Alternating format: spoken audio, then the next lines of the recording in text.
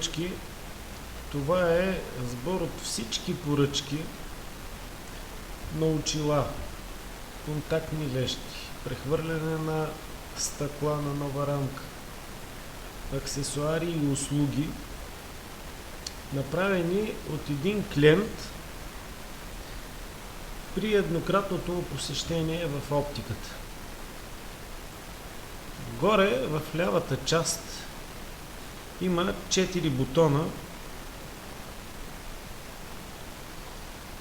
с които се отварят 4 различни форми за вземане на различните видове поръчки,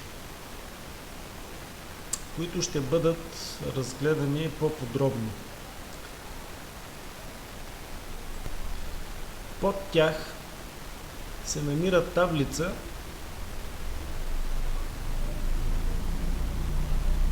в която се подреждат направените от клиента поръчки,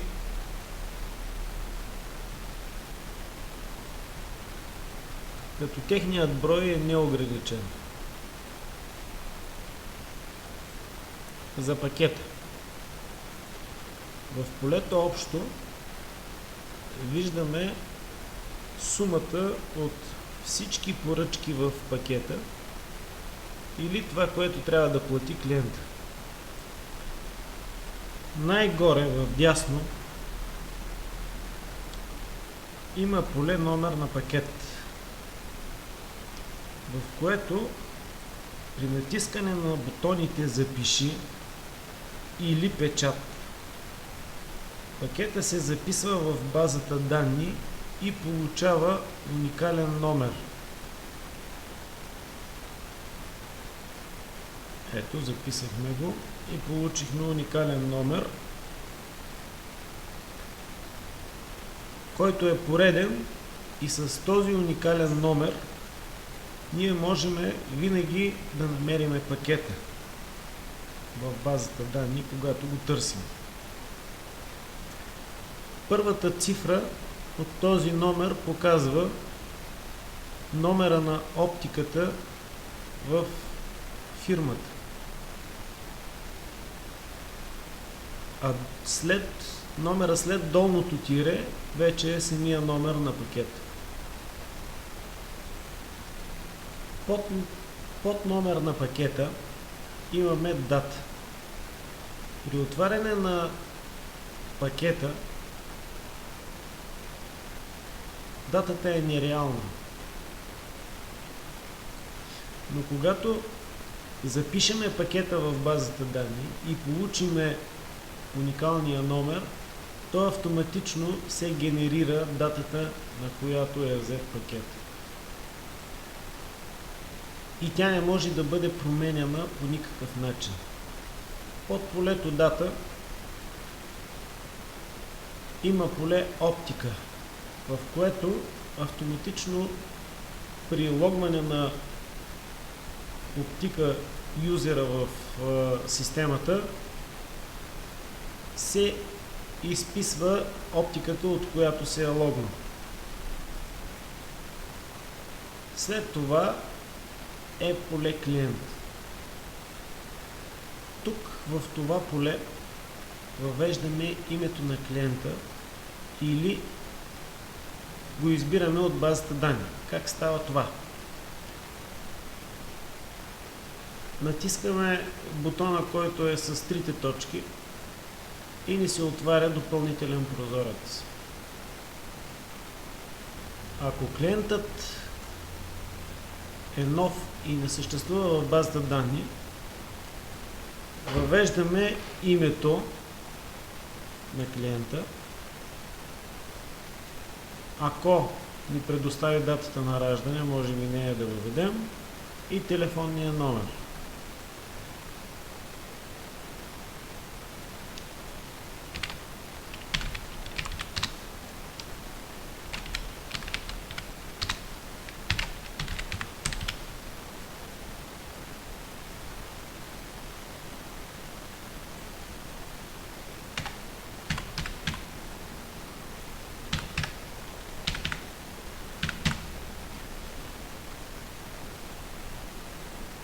За да сме сигурни, че клиента не съществува в базата данни, можем да натиснем бутона Търси и програмата търси в базата от данни с клиенти за оптиката и за цялата фирма. Когато сме сигурни, че клиента не е в базата данни, натискаме бутона Добави и той вече е добавен в нашата база от клиенти. След това го избираме и натискаме бутона Избери. Клиентът автоматично името се изписва в полето Клиент.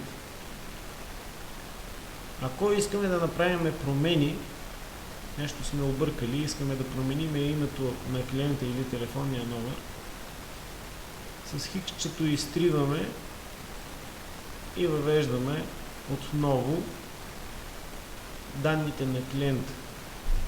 Ако клиентът съществува в базата данни,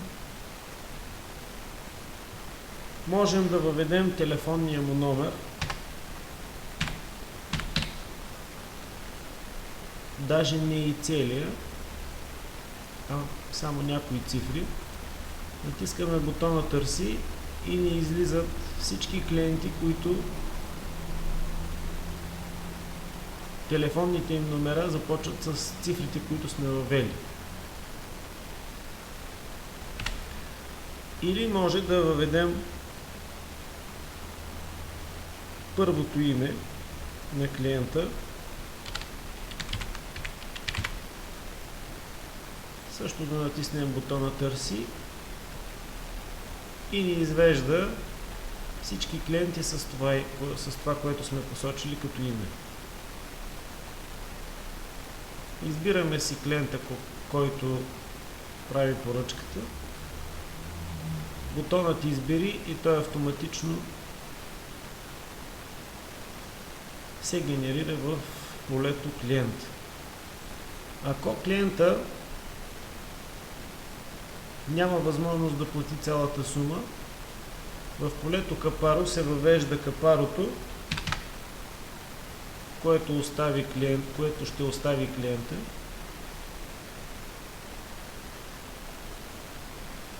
И програмата автоматично изчислява какво трябва да доплати за доплащане. Ако клиента плати изцяло сумата, просто маркираме платено и полето Капаро става неактивно. Под чека с платено има поле поръчките са съставени от, т.е. името на оптика, който е взел поръчките. Това поле автоматично се попълва още с самия лог на оптика. Когато отвори пакета, той въвежда своята парола за достъп и програмата автоматично изписва името. От бутона Печат можем да разпечатаме технологичните карти на всички поръчки в пакета. Как става това? Маркираме поръчката, на която искаме да разпечатаме технологична карта. Натискаме бутона Печат и програмата извежда технологичната карта, която можем да разпечатаме. В нея имаме номер на пакета, датата на пакета, каква поръчка сме взели, дали стандартна поръчка, дали бърза или експресна, името на клиента, данните на оптиката и опис на поръчката. Стъкла, дясно, ляво стъкло, изработката върху рамката, единичната цена на всяко едно стъкло и всеки един артикул в поръчката, броя, съответно и крайната цена. Обща сума, отстъпка, ако сме направили, и сумата за плащане. Капаро пакет, това показва общото капаро, което е оставено за целия пакет. То е ориентировачно и няма отношение към конкретната поръчка. Тоест, това само ни ориентира при издаване на поръчката дали клиента има за доплащане. По-долу в таблиците са въведени диоптрите от рецептата, както и ако са астигматични и транспозираните диоптри. Така направения преглед на технологичната карта на поръчката може да се разпечата в колкото искаме екземпляра. С бутона Запиши записваме промените в пакета или самия пакет в базата от данни. Ако клиента откаже поръчките или поръчката в този пакет,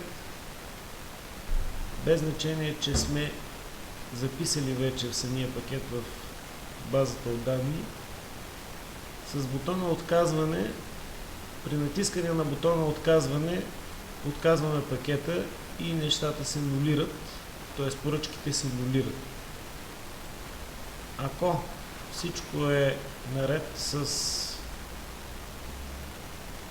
поръчките, т.е. не са отказани, за изход от пакета натискаме бутона Записване и изход и пакета се изпраща към базата данни.